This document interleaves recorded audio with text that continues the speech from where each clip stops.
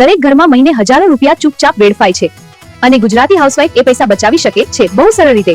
Netflix, Amazon, gym, bank SMS ચાર્जेस આ બધા નાના ખર્ચ મહિને 2000 થી 8000 સુધી લઈ જાય છે. એકવાર તમારું બેંક સ્ટેટમેન્ટ જુઓ, તમે શોક થઈ જશો.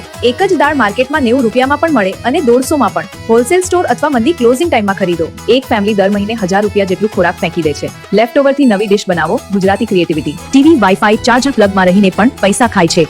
સ્વિચ ઓફ પ્લગ કમ્પ્લીટલી, બિલમાં 10% બચત. દરરોજ 10 નો સિક્કો મટકામાં નાખો. પતિ બહાર ખાવા કહે, તમે ઘરે બનાવો અને 500 રૂપિયા બચાવો.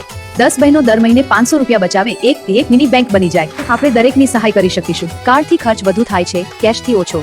ડેલી ખર્ચ કેશથી કરો, બચત ઓટોમેટિક. વિદેશમાં લોકો પૈસા બચાવવા એન્વેલોપ સિસ્ટમ વાપરે છે. 5 લિફાફા બનાવો. Grocery, bills, kids, savings fund. લિફાફો ખાલી તો ખર્ચ બંધ. આ બધા હેક્સથી મહિને 3000 થી 10000 બચાવી શકાય. ગુજરાતી હાઉસવાઇફ એટલે ફેમિલી ફાઇનાન્સ મિનિસ્ટર.